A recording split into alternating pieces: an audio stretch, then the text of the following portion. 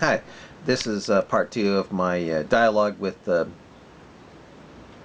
Bible response, also known as Quran response, a Muslim who never answers me. I answer him, but he never answers me. But in the process, I'm able to expose Islam. So anyway, here it goes. I'll show you more verses were added to John's Gospel after. How do you know they were added? Sounds like you believe atheists. Did you know that the Hadith has Aisha saying a goat ate part of the Quran? Do you believe that? Did atheists write the Hadith?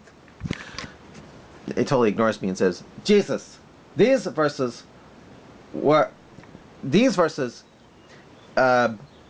will see now, only John has them. Why Mark, Luke, Matthew, they don't have them? Shouldn't that be a question to God? I didn't write the Injil. Only John chapter 3 verse 16. Only John has it. So, why should the Bible be repetitive like the, quote, clear signs handed down? You know, the Quran. Why should it be repetitive like the Quran? Quote, for God so loved the world that he gave his only begotten Son, in order that everyone exercising faith in him might not be destroyed but have everlasting life. Yeah, that's the Injil for you. For God sent forth his Son into the world, not for him to judge the world, but for the world to be saved through him.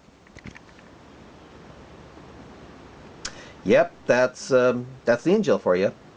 Thank the one true God for this. He that exercises faith in him is not to be judged. He that does not exercise faith has been judged already, because he has not exercised faith in the name of the only begotten Son of God. Exactly. If you believed Quran 4:136 to believe this passage from the Injil, you should be saved according to the book, as well as not being far astray according to the clear signs with Quran 136, 150, 151, 152 to 285 and 40 verse 70 through 72. Only John chapter 8 verse 12. Only John has it. So, why does it need to be repetitive like the clear signs, you know, the Quran? Therefore Jesus spoke again to them, saying, quote, I am the light of the world. He that follows me will by no means walk in darkness. True. But will possess the light of life. Exactly. This is help the story of Paul on the road to Damascus. What? Only John chapter 10 verse 30. Only John has it. So, I and the Father are one, right? Help the Trinity, right? It helps belief. Yeah. It help the Trinity, right? It helps belief in the Trinity, all right. Only John chapter 14 verse 6. Only John has it. So your point is, Jesus said to him, I am the way, the truth, and the light. No one comes to the Father except through me. If you men had known me, Father also, from this moment on, you know him and have seen him. Right. Sounds like you are on your road to becoming a Christian. Only John chapter 14 verse 9. Only John has it. Right? So your point is, he that has seen me has seen the Father also. Exactly. Right. Sounds like you are getting close to understanding the Trinity. What's your proof he went to cross? What's your proof he went to cross? Okay, you want the proof that I think he went to the cross? Just the Old Testament doesn't make any sense with all the innocent animals being sacrificed for blood atonement and sin offerings if Jesus didn't become the Lamb of God. Also, why was an image of a snake on a stick held up by Moses used as effective snake bite medicine for any Israeli who saw it as described in the Torah, Numbers to be exact, if it wasn't foreshadowing of Jesus being made sin for us on the cross. Again, what's your proof Jesus died on cross?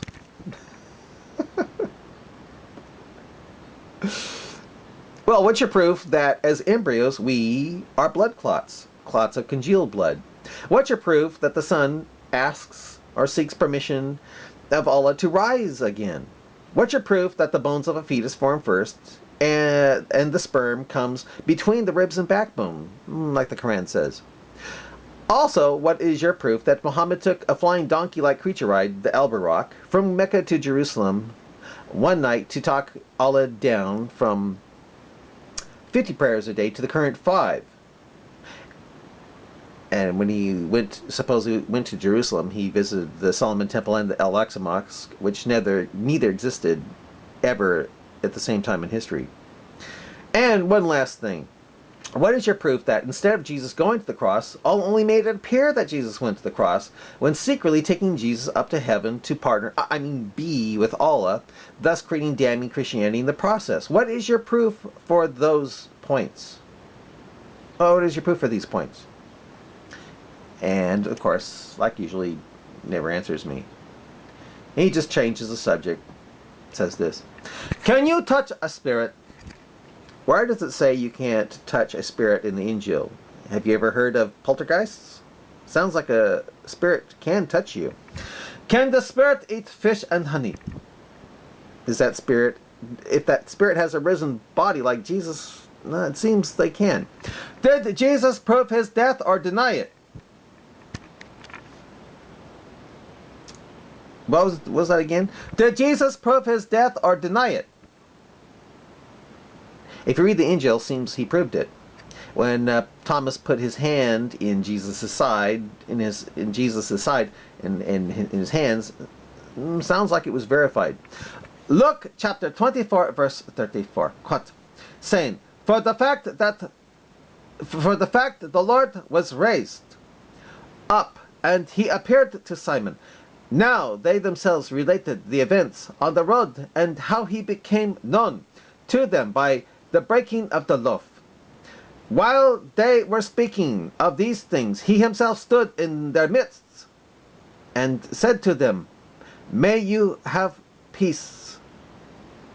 But because they were terrified and had become frightened, they were imagining they beheld a spirit.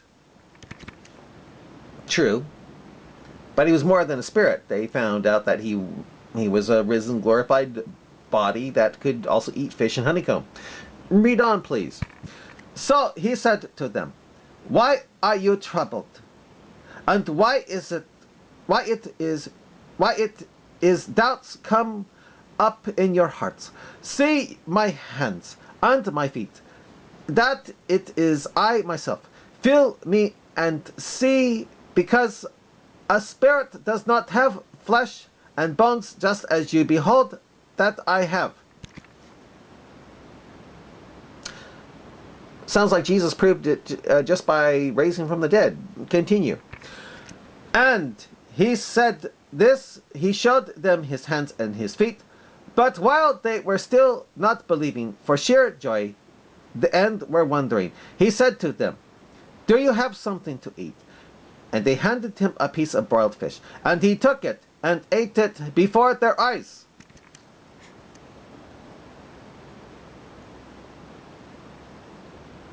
You don't believe this is true? Aren't you, when you die, killing for Allah up in Jannah as a spirit, eating and drinking, along with having sex with eternal children of both sexes? If you are, how come you have a hard time believing a glorified body of Jesus can't eat or drink? What's your problem here, O slave of Allah, O slave of the best of deceivers? I ask you a question. What's your proof that Jesus went to the cross? And I provided my evidence because certain passages in the Old Testament don't make sense if Jesus didn't go to the cross. I mean, again, why are all the innocent animals being sacrificed for blood atonement and sin offerings if Jesus didn't become the Lamb of God? Blood atonement for what if it's not foreshadowing of Jesus later being made the sinless offering for the world? Also, why was an image of a snake on a stick held up by Moses used as effective snake bite medicine for any Israeli who saw it, as described in Allah's book, the Torah, Numbers, part of Allah's book, the Torah, to be exact, if it wasn't foreshadowing of Jesus being made sin for us on the cross? What is that snake image of a snake thing doing in the Torah? Teach me. I think I just did. But again, where is your proof that, as embryos, we are clots of congealed blood? That the Son seeks the permission of Allah to rise again? What's your proof? That the bones of a fetus form first, and that sperm comes between the ribs and backbone, like the Quran says. Also, what is your proof that Muhammad took a flying donkey-like creature ride the Al-Buraq from Mecca to Jerusalem one night to talk Allah down from 50 prayers a day to the current 5? And one last thing. What's your proof that instead of Jesus going to the cross, Allah only made it appear that Jesus went to the cross when secretly taking Jesus up to heaven to be with Allah, thus creating and damning Christianity in the process? What is your proof for these points? Oh, and what is your proof that Muhammad was right when he said the earth is located on a giant fish called Nun? The fish is called Nun. That Quran 68:1 alludes to. A giant fish that the earth and 7 other earths are, quote, spread out on, which would be shaken to destruction from earthquakes. If all didn't, quote, place down mountains as pegs, unquote, to hold the earth in place when the fish became agitated. Also, what's your proof that a solar eclipse, according to Muhammad, is due to the sun falling off its chariot and falling into the sea of water that is held up over our heads by the power of Allah? Did you know that the sun and moon are swimming in that sea of water held over our heads, according to the Quran? That's why the Quran mentions the sun and moon swimming. And in the Quran, Allah bragging about drowning both the sun and moon so that no one can save them nor hear their cry. That'd be Quran 36:40 through 42, I believe. So, where is your proof for all of that? And of course, he doesn't answer me, so he changes the subject. He says, the difference between a normal person and prophet. What's the difference between a normal person and prophet? Oh, I think I got to stop here. Well, I'll continue a little bit more. One knows the future and the other doesn't. Normal person doesn't know the future, by the permission of God, right? Thus, was Muhammad right when about where sperm comes from? Was he right about embryo development? Was he right about where the sun is spread, where the earth is spread out on? Was he right about the actions of the sun?